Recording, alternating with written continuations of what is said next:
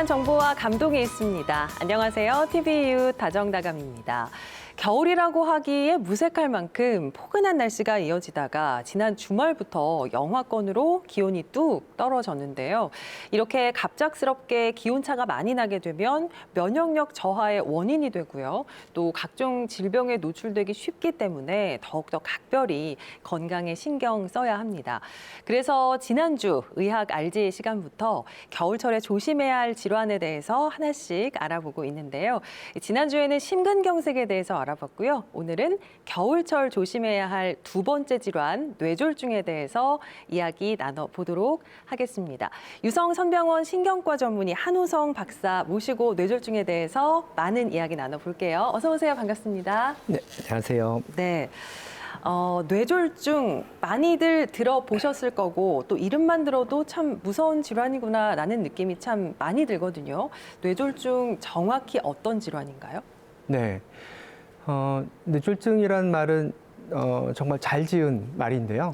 말 그대로 뇌의 기능이 졸지에 네. 기능이 중진된다는 뜻입니다. 사실 우리가 보통 일반적으로 뇌졸증이라고 잘못 알고 있는데요. 맞아요. 네. 사실은 정확하게는 뇌졸중이 맞습니다. 사실 이 단어에서 제일 중요한 말은 졸입니다. 이 졸이란 뜻이 창졸간의 갑자기라는 뜻이죠. 졸지에. 그렇죠. 네. 그만큼 이 뇌졸중은 아무 예고 없이 갑자기 오는 무서운 질병이기 때문입니다. 네. 그리고 우리가 이제 이 뇌졸중을 정의할 때 세계보건기구인 WHO에서 이렇게 정의를 했습니다. 뇌혈관이 터지거나 막혀서 네. 혈액 공급이 안 되니까 뇌에 산소와 영양 공급이 잘 되지 않고 그로 인해서 뇌가 손상되는 질환이라고 말을 하게 됩니다. 사실 뇌는 심장만큼이나 우리 몸에서 중요한 역할을 담당하고 있는 기관인데 그런 뇌가 갑작스럽게 기능을 멈추게 된다고 하면 정말 생각만 해도 아찔하거든요. 그런데 이 뇌졸중도 경우에 따라서 또 두 가지로 나뉜다고 들었습니다. 어떻게 나뉘는 건가요? 앞서 말한 것처럼 뇌졸중이 크게 혈관이 터지는 뇌출혈이 있고요. 거꾸로 혈관이 막히는 뇌경색이 있습니다. 먼저 뇌출혈은 보통 혈압이 너무 높아서 뇌에 있는 혈관이 터지는 고혈압성 뇌출이 가장 흔한 것으로 되어 있고요. 네. 이 뇌출혈에는 이제 몇 가지로 분류를 하는데 그 중에서 가장 많은 거는 뇌 실질 사이에 혈관이 터져서 출혈이 생기고 이 출혈이 혈종을 유발시켜서 뇌를 손상시키는 뇌 실질내 출혈이 가장 많은 것으로 되어 있습니다. 네. 또한 혈관이 풍선처럼 이렇게 부풀러서 혈관 꽈리 모양의 동맥류가 만들어지게 되는데요. 이 동맥류가 파열되면 피가 고이게 되고 이걸로 인해서 생길 수 있는 지조막하 출혈이라는 것이 또 있습니다. 그리고 아까 얘기한 혈관이 거꾸로 막히는 뇌경색은 이것도 몇 가지 분류로 나눌 수 있는데요. 네. 가장 흔한 거는 이 혈관이 막혀서 뇌가 손상되는 질환 중에 혈관 자체에 문제 있는 질병이 있어요. 여기에 이제 우리가 보통 얘기하는 동맥경화성 뇌경색이라는 것이 있고요. 네. 그리고 또 어딘가에서 혈전이 날아가서 막게 되는 색전색 뇌경색이 있습니다. 먼저 이 동맥경화성 뇌경색은 혈관 내벽에 기름때 같은 플라그가 엉겨 붙고요. 그곳에 혈전이 생기게 되면 혈관이 막히게 돼서 뇌경색이 생기는 질환입니다. 네. 그리고 어딘가에 색전이 날아가서 막히는 이 색전성 뇌경색은 혈관, 뇌 또는 이제 보통 심장에서 많이 생기는데요. 이 심장에서 혈전 같은 색전이 날아가서 혈관이 막히게 되는 질병입니다. 네, 혈관이 터지느냐 또는 막히느냐에 따라서 뇌졸중의 질환이 나뉘게 된다는 말씀이신데 저희가 지난주에 알아봤던 심근경색의 경우에는 겨울철에 갑자기 낮아진 온도로 인해서 혈관이 수축하면서 많이 발생한다 이렇게 말씀을 들었거든요. 들어보니까 뇌졸중도 혈관 상태에 따라서 발생하는 질환인 것 같은데 그래서 뇌졸중도 겨울철에 많이 발생하는 건가요? 맞습니다. 추운 겨울일수록 혈관이 수축이 잘 되고요. 그로 인해서 혈압이 많이 올라가게 됩니다. 네. 그래서 혈압이 올라가게 돼서 약해진 혈관이 터지면 뇌출혈이 잘 생기죠. 그래서 이 고혈압성 뇌출혈이 가장 흔한 것으로 되어 있습니다. 또 혈관이 수축이 되면 아무래도 혈액 공급이 잘 되지 않을 거고요. 그렇겠죠. 예. 그로 인해서 혈관이 막히는 뇌경색 또한 잘 발생할 수 있습니다.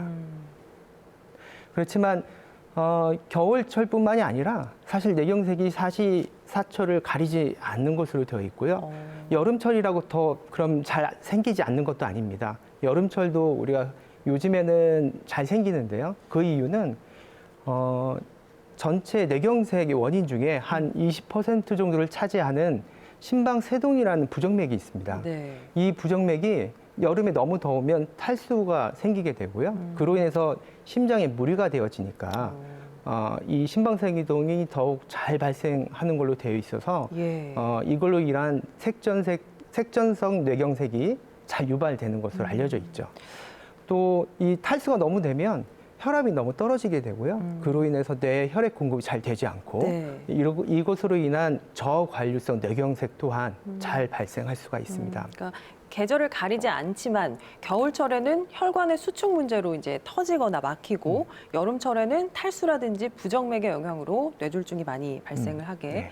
되는 거군요. 그러면 날씨와 상관없이 뇌혈관은 어떤 경우에 막히게 되나요? 뇌혈관이 막히는 경우가 이제 여러 가지가 있죠. 몇 가지를 말씀을 드리면 가장 많은 것은 첫 번째 원인으로 고혈압이나 당뇨, 고지혈증처럼 우리 흔히 생기는 대사증후군에 의해서 동맥 경화가 혈관에 발생을 하고요. 네. 이런 혈관 변성에 의해서 혈관이 막히는 경우가 제일 흔한 것으로 되어 있습니다. 대사증후군. 네. 네. 두 번째는 앞서 얘기했던 심방세동 같은 또는 심장 판막 질환과 같은 심장 질병으로 인해서 색전이 잘 발생을 하고 이것이 날아가서 혈관을 막히는 경우가 보통 되어 있고요. 그리고 세 번째는 이렇게 흔하진 않지만 외부의 외상적인 요인들로 인해서 혈관 내벽이 찢어지는 네. 혈관 박리성 뇌경색 같은 것이 있을 수 있습니다. 그리고 이제 드물게는 모야모야병 같은 유전 질환 등으로 혈관이 얇아지거나 좁아지는 이런 희귀질병으로 인해서 생기는 네. 경우가 있을 수 있습니다. 생각보다 좀 뇌졸중의 원인, 경우가 참 다양하네요. 각종 원인을 좀 들어보니까 아무래도 연령층이 좀 높은 분들에게 잘 발생하지 않을까 싶거든요. 어떤가요? 맞습니다. 2013년 대한뇌졸중학회 통계를 보게 되면요. 네. 45세 이상에서 10살이 증가할 때마다 이 뇌졸중 발생률이 2배 이상 증가하는 것으로 나타났습니다. 10살이 증가할 때마다 발생률이 2배 이상 증가하면 뇌졸중의 발생률도 상당할 것 같은데 우리나라의 경우 어떤가요? 발생률이? 네, 우리나라 통계에 따르게 되면 뇌졸중 유병률은 10만 명당 1년에 216명 정도 발생하는 것으로 되어 있죠. 그러면 1년에 한 10만 명 정도 발생을 하는데요. 네. 이게 감이 잘 안 오잖아요. 예. 이걸 시간 개념으로 환산을 하게 되면 5분에 1명씩 발생을 하게 됩니다. 확 와닿네요. 되게 네. 많죠. 네. 1시간에 12명, 30분이면 6명이에요. 또한 이 질병은 사망률 또한 되게 높은 것으로 되어 있는데 통계를 보면 우리나라 뇌졸중 사망률은요. 1년에 10만 명당 53명. 그러니까 한 해 2만 6천 명 정도가 네. 이 뇌졸중으로 사망을 합니다. 마찬가지 시간 개념으로 환산하니까 20분에 1명씩 사망을 하는 것으로 되어 있죠.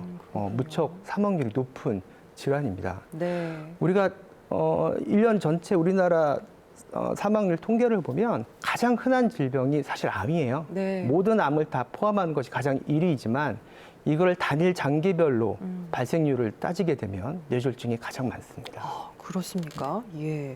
좀 뇌졸중에 대해서 이야기를 나눠볼수록 뇌졸중도 심근경색처럼 언제, 어디서 어떻게 발생할지 모르는 정말 무서운 질환 중에 하나라는 생각이 드는데요. 자, 그래서 지금부터는 뇌졸중이 발생하기 전에 우리 몸에서 어떤 신호를 보내는지 좀 알아보도록 하겠습니다. 박사님, 뇌졸중 증상으로는 어떤 것들이 있나요?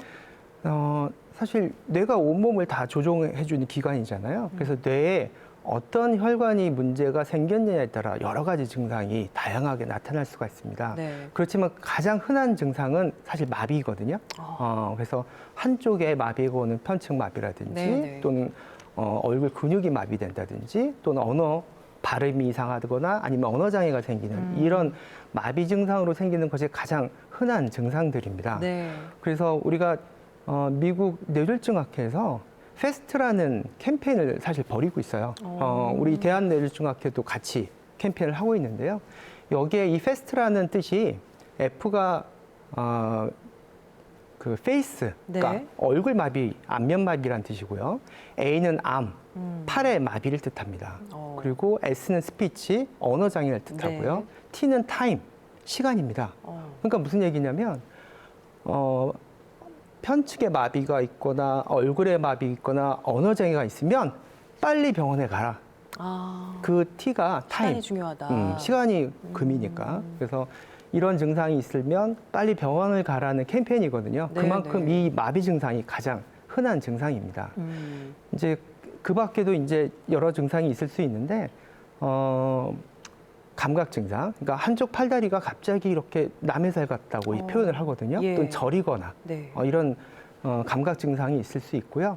우리가 보통 이제 안과 질환을 오인할 수 있는 증상들이 있어요. 어떤 증상인가요? 이제 일반적으로 사람들이 갑자기 사물이 두 개로 겹쳐 보인다고 얘기를 하고요. 예. 또는 한쪽 시야가 안 보인다고 표현을 해요. 그러면 대부분 어디로 갈까요? 안과로 가겠죠. 그렇죠. 예. 근데 사실은 이게 아까도 얘기 드렸지만 뇌졸중은 졸지에 갑자기 오는 것들이거든요. 이 갑자기 오는 것은 대부분 혈관 질환들이에요. 그래서 이런 복시 증상 또는 시야 증상이 생겼을 때는 사실 안과도 있을 수 있겠지만 대부분은 이런 뇌졸중 증상을 암시할 수 있는 증상들이기도 합니다. 암시하는 증상이다 얘기를 하셨는데 그러면 말씀해주신 편측마비나 뭐 안면마비 이런 증상들이 좀 서서히 나타나다가 우리가 쓰러지는 증상을 많이들 보거든요. 그러다가 갑자기 쓰러지게 되는 건가요? 그렇죠. 사실 뇌졸중은 특별히 다른 질병과 다르게 전조 증상이라는 게 없이요. 갑자기 말 그대로 졸지에 갑자기 나타나는 증상들입니다. 근데 이제 전조 증상은 아닌데 전조 증상과 유사하게 나타나는 병이 있어요.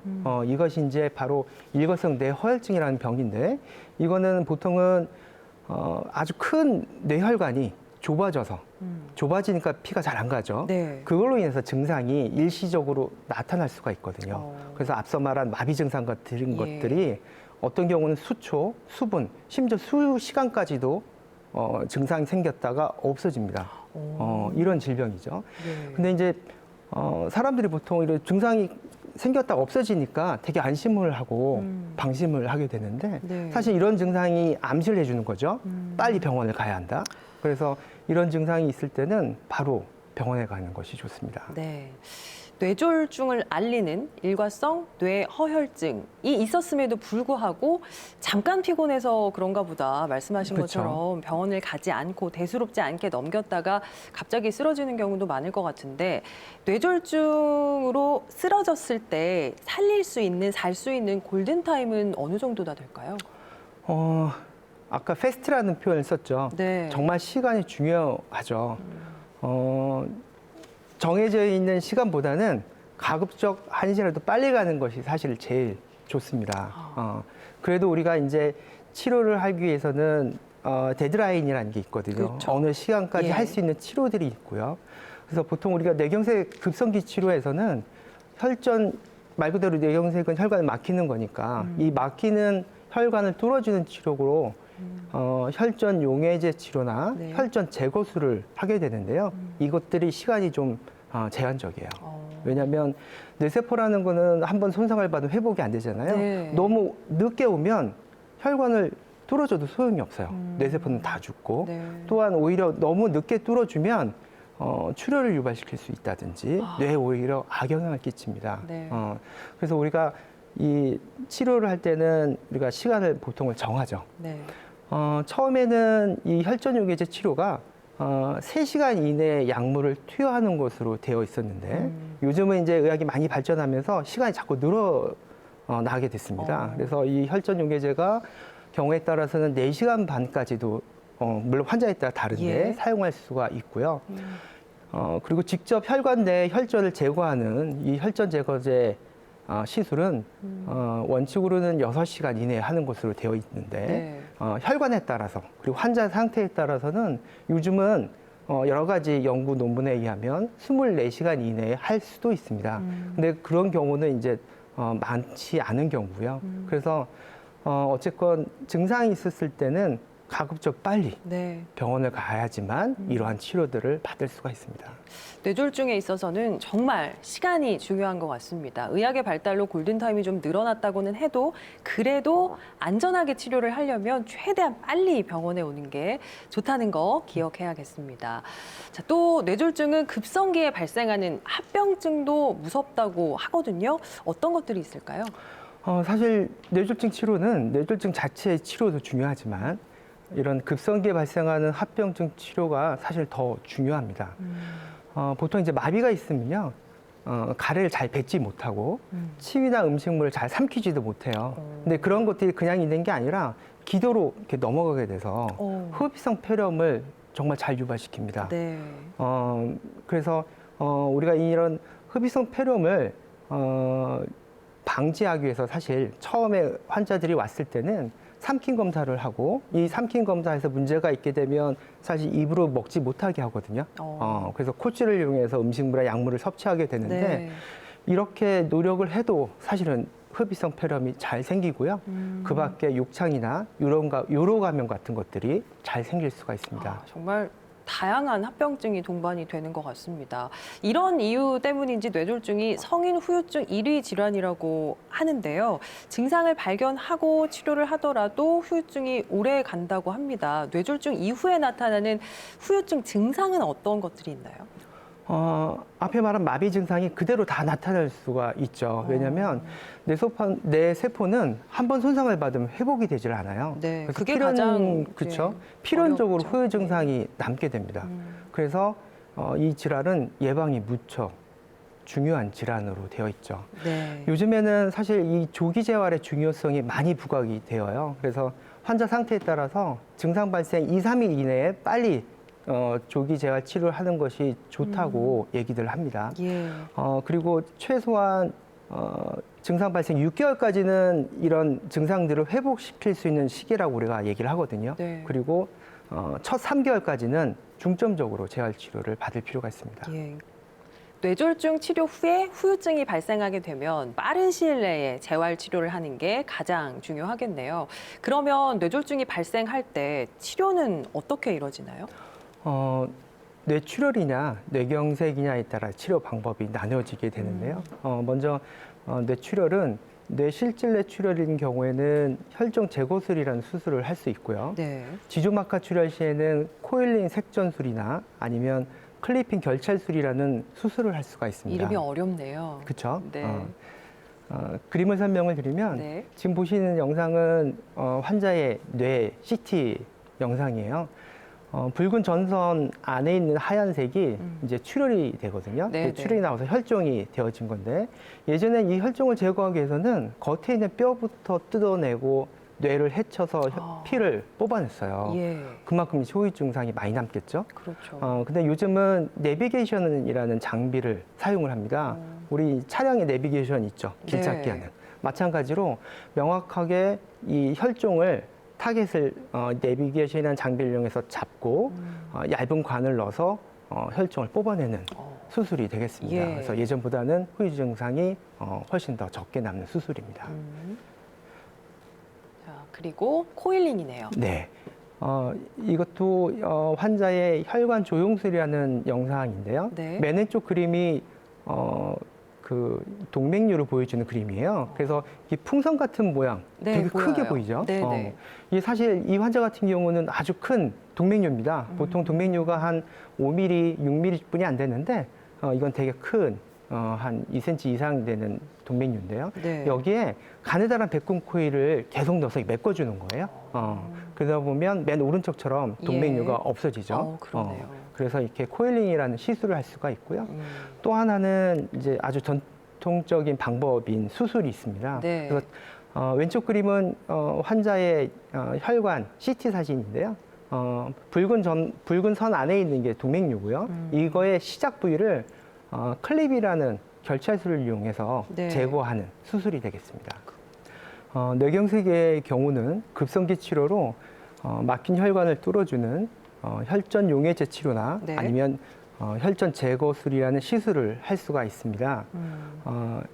그림을 보게 되면 네. 붉은 선 안에 이제 혈관이 막히게 됐죠. 먼저는 혈전 유기체를 쓰는데 그래도 열리지가 않으면 혈전 제거라는 시술을 하게 되는데요. 네. 얇은 기구를 써가지고 혈전을 직접 끄집어내는 겁니다. 그러면 오른쪽처럼 혈관이 열려지는 예. 시술이죠. 또 하나는 아까 일과성 뇌혈증을 유발시킬 수 있는 심한 동맥 협착인 경우에는요. 그림에서 보는 것처럼 동그란 점선 안에 아주 실타래처럼 혈관이 보이죠. 네. 아주 많이 좁아져 있습니다. 여기에 스텐트라는 그물망을 펼쳐서 넓혀지게 되는 거죠. 그러면 오른쪽 그림처럼 정상 혈관처럼 보일 수가 있습니다. 네, 그렇군요. 뇌졸중과 같은 큰 질병일수록 민간요법으로 알려진 어떤 허무맹랑한 정보들이 참 많은데요. 그래서 이번에는 뇌졸중과 관련된 오해와 진실에 대해서 알아보도록 하겠습니다. 자, 첫 번째 판넬부터 한번 뜯어보죠. 코골이를 자주 하면 뇌졸중 발생 위험이 높다. 코골이와 관련이 있을까요, 선생님? 네, 관련이 있습니다. 오군요. 네. 네. 보통 코골이, 우리가 이제 심한 그 수면 무호흡증 같은 경우는요, 저산소증을 유발시키죠. 네. 그걸로 인해서 심혈관 질환이나 뇌혈관 질환이 잘 발생할 수가 있어요. 그리고 이 또한 머릿속에 뇌혈류를 감소시키는 네. 뇌관류 저하가 발생이 되면 치매 같은 신경 퇴행성 질병까지도 유발시킬 수가 있습니다. 예, 불규칙한 호흡으로 인해서 뇌혈관에까지 영향을 주는 거군요. 자, 이제 두 번째 궁금증으로 넘어가 보겠습니다. 뇌졸중은 치매를 유발한다. 같은 뇌질환이라서 연관이 좀 있을 것 같기도 한데 어떤가요? 네, 이것 또한 오해입니다. 네. 보통 우리 치매 종류가 나누게 되면 가장 흔한 거가 이제 알츠하이머 치매가 있고요. 네. 우리나라 사람들에게 이제 유독 많은 혈관성 치매가 있고, 그 밖에 파킨슨병 치매, 그리고 전두 축두엽 치매, 그리고 루이소체 치매 이런 것들이 있는데요. 네. 이 중에 혈관성 치매가 뇌졸중과 깊은 관련이 있습니다. 뇌 특히 인지 기능과 관련된 부위에 뇌졸중이 갑자기 오게 되면 급성 치매까지도 올 수가 있게 됩니다. 그렇군요. 자, 뇌졸중에 걸리는 것도 사실은 슬픈데 치매로까지 이어질 수 있다니까 듣기만 해도 좀 우울해집니다. 세 번째 판넬 뜯어보겠습니다. 뇌출혈은 새벽에 발병할 확률이 높다. O인가요? X인가요? 역시 O입니다. 네.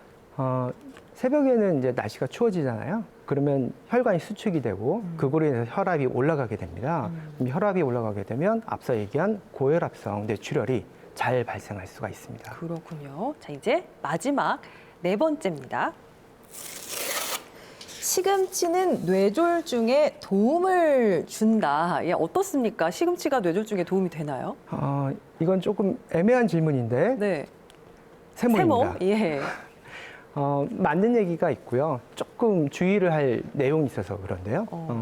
물론 시금치에는 칼륨이나 항산화 요소인 베타카로틴이 많이 함유가 돼 있어요. 네. 이것들이 이제 뇌혈류나 뇌 기능에 도움을 주는 것으로 되어 있긴 한데 뇌졸중 환자 중에 치료제로 항응고제인 와파린을 복용하는 분들이 있습니다.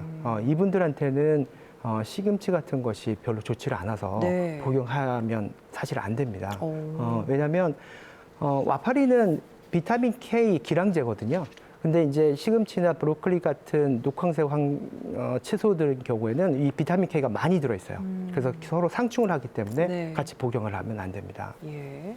그렇군요. 그러니까 아무리 몸에 좋은 음식이라고 해도 또 치료에 방해되는 성분을 가진 음식은 오히려 독이 될 수 있으니까 또 전문의와 잘 상의하신 후에 섭취를 하셔야 될 것 같습니다. 자, 오늘 뇌졸중에 대해서 말씀을 나눠봤는데요. 시청해주시는 시청자분들께 좀 당부의 말씀 부탁드려볼게요. 우리가 이제 이 뇌졸중을 예방하기 위해서는 예방법을 알아야 되겠죠. 그렇죠. 그리고 예방법을 알기 위해서는 뇌졸중을 유발시키는 원인들을 알아야 되는데 우리가 2014년에 미국 뇌졸중 학회지에서 뇌졸중을 유발시킬 수 있는 10가지 인자에 대한 논문을 발표를 했어요. 이 논문에 따르면 이 10가지 인자가 뇌졸중을 유발시키는 원인의 90%를 설명할 수 있다고 합니다. 네. 그 얘기는 거꾸로 얘기하면 이 10가지를 잘 조절하면 뇌졸중의 90%까지 예방할 수 있다는 얘기가 네. 되겠죠. 이 10가지 인자에는 우리가 보통 알고 있는 고혈압, 당뇨, 고지혈증, 심장질환, 그리고 흡연, 음주, 부적절한 식이, 운동 부족, 비만, 스트레스 등이 있습니다. 우리가 흔히 알고 있지만 평소 잘 조절을 하지 않고 실천하지 않는 것들입니다. 네. 그래서 힘들지만 꾸준하게 노력하고 실천하는 것이 뇌졸중을 예방하는 지름길이 되겠습니다. 네. 다시 말씀드리지만 뇌졸중은 예방이 최선인 예. 질병입니다. 자, 오늘 박사님께서 말씀해 주신 것처럼 본인에게 뇌졸중의 어떤 작은 증상이라도 느껴진다면 차일피일 미루지 말고 병원에 찾아가 보시길 권해드리겠습니다. 박사님 오늘 나와주셔서 고맙습니다. 네, 고맙습니다. 네, 다음 주 이 시간 의학 알지에서는요, 백내장에 대해서 알아보도록 하겠습니다. 궁금하신 점 다정다감 홈페이지 시청자 게시판에 올려주시거나 또 아래 번호로 연락 주시면 궁금했던 부분 시원하게 답변해 드리도록 하겠습니다. 자, 오늘 저희가 준비한 소식은 여기까지입니다. 편안한 저녁 시간 보내세요. 고맙습니다.